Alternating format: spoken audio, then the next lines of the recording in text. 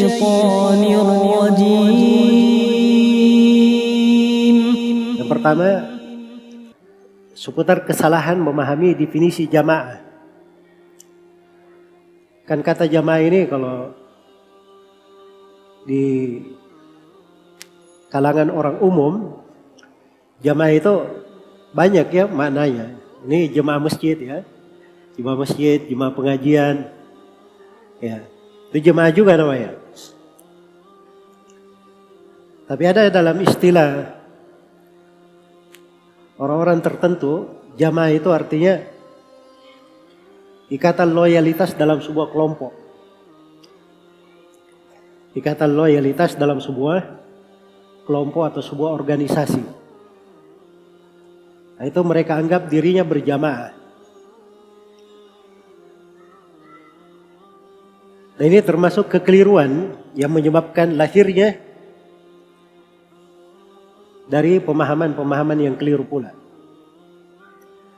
Tadi saya sudah terangkan di awal pendahuluan bahwa jamaah itu di dalam definisi syariat itu kembali kepada dua makna. Memang ada kalimat-kalimat di tengah para ulama tentang mana jamaah, tapi seluruh ucapan ulama tentang jamaah itu kembali kepada dua makna. Makna yang pertama, jamaah bermakna jamaatul haq, jamaah kebenaran. Jamaah kebenaran. Kalau jemaahnya jemaah kebenaran, pimpinannya itu cuma Rasulullah Sallallahu Alaihi Wasallam. Loyalitasnya hanya kepada Nabi Sallallahu Alaihi Wasallam. Apa yang mencocoki apa yang datang dari Nabi Sallallahu Alaihi Wasallam, itulah yang kita terima.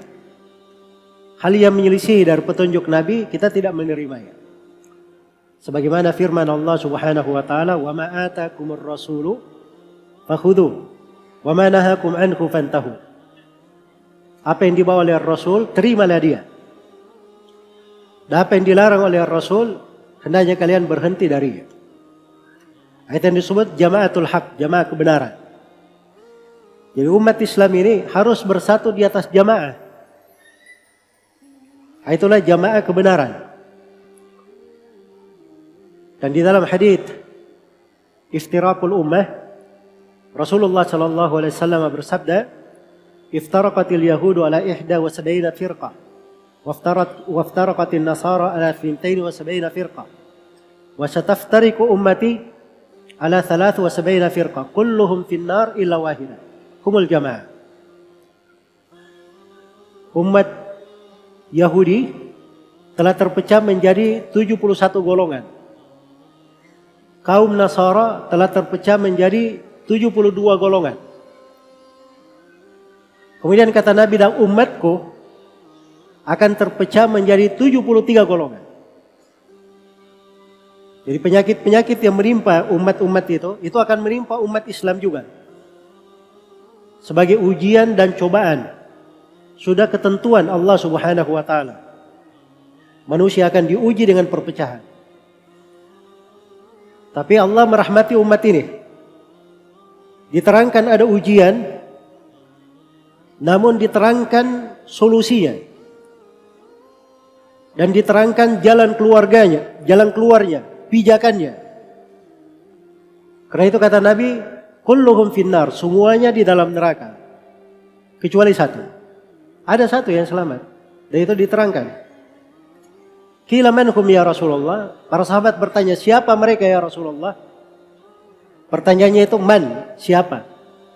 Kata man itu biasanya pertanyaan untuk orang yang berakal. Maksudnya tanya manusia-manusianya itu siapa? Orang-orangnya siapa? Tapi Nabi tidak menyebut orang. Karena orang itu bisa meninggal, orang itu tidak ada yang aman dari fitnah. Tapi Nabi menyebut sifat, ciri.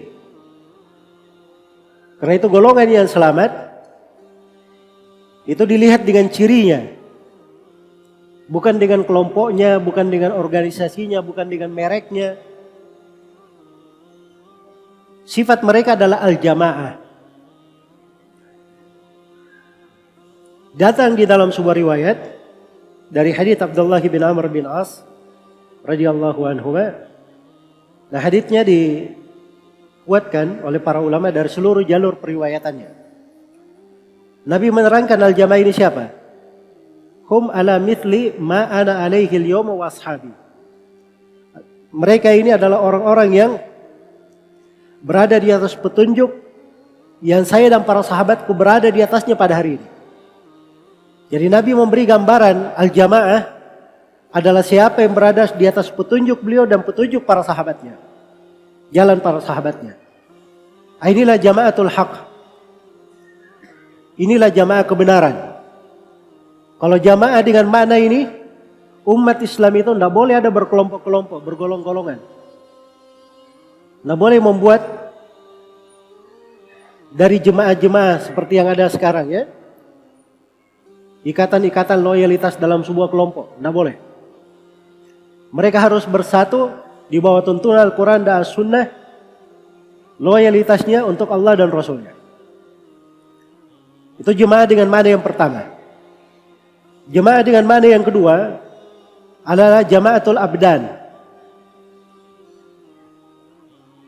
Tubuh-tubuh manusia ini itu berkumpul di bawah kepemimpinan seorang kepala negara. Nah, ini jemaah inilah yang dimaksud umat Islam di bawah kepemimpinan kepala negara. Dan itu ditafsirkan mana jamaah seperti itu oleh At-Tabari dan selainnya. Dan itu jelas dari hadits Nabi SAW. Dalam hadits Hudzaifah bin Yaman yang diriwayatkan oleh Imam Al-Bukhari dan Imam Muslim. Nabi SAW memberi kaidah tetap, kaidah pokok, berlaku mutlak. Dan ini adalah jalan ketika terjadi perselisihan, ketika terjadi fitnah apapun. Ketika Nabi SAW menerangkan fitnah-fitnah yang akan terjadi di tengah umat manusia, di tengah umat Islam, maka Nabi ditanya oleh Hudzaifah bin Yaman, apa yang dia lakukan kalau hal tersebut dia dapati? Kata Nabi SAW, talzam jama'atal muslimin wa imamahum. Kamu harus komitmen kepada jemaah kaum muslimin dan imam mereka. Itu pesannya Nabi SAW. Makanya sebenarnya hidup itu mudah. Kalau kita hidup dalam sebuah negara, ada kepala negara kita, ada orang ribut-ribut di tengah manusia dalam ini, mudah saja. Falzam jamaatal muslimin wa imamahum. Kamu komitmen bersama jamaah kaum muslimin dan kepala negara. Lihat saja apa yang dipegang oleh kepala negara, oleh imam. Itu yang benar. Ikuti itu. Iya. Ikuti hal tersebut. Itu sudah solusi dari Nabi SAW. Dan Nabi yang mengarahkan ke situ. Dan Nabi tidak pernah menerangkan, periksa dulu, barangkali kepimpinanmu itu salah kebijaksanaannya. Barangkali harus ada yang dikoreksi. Iya. Nah seperti itu. Ada kesalahan sekalipun. Iya. Ada kesalahan sekalipun. Maka pada hal tersebut, itu lebih banyak kebaikannya daripada dia bersendiri dan berpecah-pecah. Karena itu kata Ibnu Mas'ud radhiyallahu taala anhu, ma tuhibbunahu fil furqah atau ma tuhibbunahu ma takrahunahu fil jamaah khairun mimma tuhibbunahu fil furqah. Apa yang kalian benci ketika kalian bersama itu akan lebih baik daripada apa yang kalian sukai dalam keadaan kalian berpecah. Sebab keluar dari jamaah itu adalah pokok kerugian. Makanya ini akar radikalisme keluar dari jamaah ini. Keluar dari jamaah. Ya kalau diambil, dipatok ini, itu mudah sekali. Ada hal-hal yang terjadi dalam sebuah negeri. Apalagi pada perkara-perkara yang merupakan wewenang pemerintah. Itu jangan kita masuk dalam urusan-urusan yang seperti itu. Iya. Misalnya dalam kebijaksanaan yang tidak ada nasnya. di dalam syariat. Itu diberi wewenang untuk pemerintah bertindak sesuai dengan maslahat. Itu dibahas sampai ada kaidah fikihnya. Ada kaidah fikihnya di dalam hal tersebut. Tasarruful imam fir ra'iyati manutun 'alal maslahah. Tindakan seorang pemimpin di tengah rakyatnya itu sesuai dengan maslahat. Sesuai dengan maslahat. Kadang pemimpin diizinkan untuk menjatuhkan sanksi kepada sebagian manusia sampai ke hukuman mati. Kadang kepala negara memerangi sebagian kelompok sampai terbunuh. Itu ada babnya sendiri namanya Qitalu Ahlil Baghi di pembahasan fikih. Karena itu Ali bin Abi Thalib radhiyallahu taala anhu itu memerangi kaum Khawarij. Banyak korban dari mereka yang mati dan banyak juga dari sahabat yang meninggal. Dan tidak ada di dalam sejarah yang menyalahkan Ali bin Abi Thalib. Ini kepala negara menumpahkan darah kaum muslimin. Tidak ada yang bilang seperti itu. Sebab ini hukum syar'i dibolehkan. Jadi hal yang urusannya wewenang negara jangan ikut campur di situ. Iya. Itu namanya apa namanya? Usil. Kepo ya bahasa sekarang. Ya. Piti-piti kalau kata orang bahasa. Ikut-ikutan hal yang bukan urusannya. Baik. Jadi itu harus diperhatikan. Ini dari dasar penting ya. Yang hendaknya dipahami. Jadi ini kekeliruan di dalam masalah jamaah ini. Iya. Jadi jemaah ini ada kaitannya dengan masalah hak pemerintah itu tadi. Makanya ketika disebutkan hadits yang dipakai dalil oleh orang-orang supaya berjamaah harus ikut di jemaah dia, sering dia pakai hadits itu. Ini ada di beberapa kelompok, semuanya pakai hadits itu. Man faraqal jama'ata qaida shibrin mata mitatan jahili. Siapa yang meninggalkan jamaah walaupun sejenggal, kemudian dia matinya mati jahiliyah. Kamu keluar dari jamaah, hati-hati kamu. Mati jahiliyah. Padahal ini kelompoknya. Ada nama kelompoknya. Jelas ya? Diancam, keluar dari jamaah mati harus jengkal. Apa namanya? Mati jahiliyah. Kalau hakikatnya dia salah paham. Kalau hukum sebenarnya, mereka ini kalau meninggal dalam keadaan meyakini jamaah mereka seperti itu, keluar dari kepemimpinan kepala negara, mereka ini yang mati jahiliyah sebenarnya. Sebab jemaah yang dimaksud di situ kan kaum muslimin dipimpin oleh kepala negara. Ya kalau dia bikin kelompok di dalam jemaah kaum muslimin, itulah yang mati jahiliyah namanya. Dan itu dari sudut bahayanya bikin jamaah-jamaah. Belum lagi terjadi pelanggaran-pelanggaran lain di situ. Nanti tidak boleh menyerahkan zakatnya ke pemerintah. Iya. Nah ini banyak ya orang-orang yang seperti itu. Ada yang dalam bentuk jamaah, ada yang dalam bentuk lembaga-lembaga. Bikin lembaga-lembaga, kalau diurusnya pergi ke Basnas juga, minta peresmian, diresmikan lembaganya. Tapi keyakinannya ini zakat haram diserahkan ke negara. Makanya kita kelola sendiri, minta izin. Dan ini keliru di dalam memahami.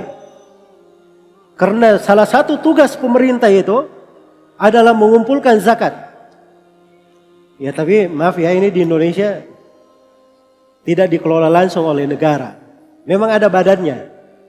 Ya, ada badannya cuman mengatur saja. Mengatur. Tapi harusnya pada dasarnya di masa Nabi itu orang menyerahkan zakat, baru menyerahkan zakat itu kalau dia serahkan kepada Nabi sallallahu alaihi wasallam. Makanya Nabi itu ada pekerja-pekerjanya. Ada namanya ummal, su'ah kalau bahasa ininya. Yang pergi mendatangi orang yang punya hewan ternak, yang orang yang punya hasil bumi, pedagang. Ini semua yang mengumpulkan zakatnya. Sebab itu nanti kemaslahatannya dikembalikan kepada kaum muslimin. Membersihkan harta mereka.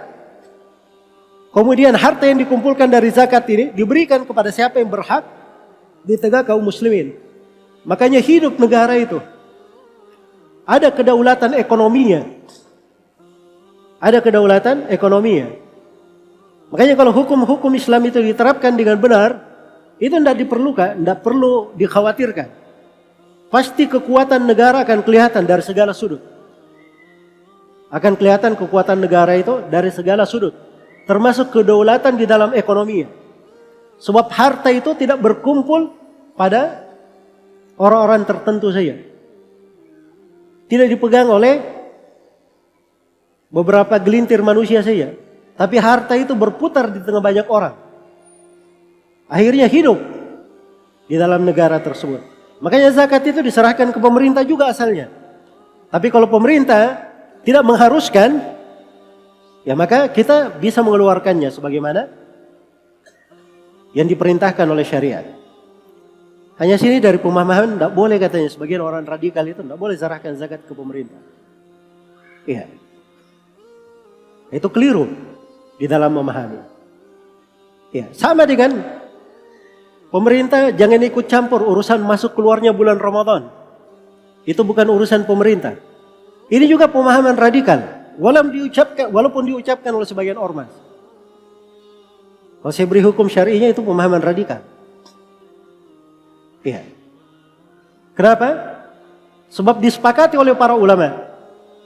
Disebutkan kesepakatan oleh Ibnu Abdul Bar dan selainnya. Diterangkan oleh Ibnu Jama'ah di dalam buku beliau tentang hukum-hukum seputar penguasa. Beliau jelaskan bahwa salah satu wewenang pemerintah adalah menentukan masuk dan keluarnya bulan. Menentukan hari raya dan selain hari raya. Itu wewenang pemerintah. Dan itu dari konsekuensi jamaah namanya. Iya. Keliru di dalam hal ini juga. Ini yang bikin ekstrim ini. Main sweeping macam-macam.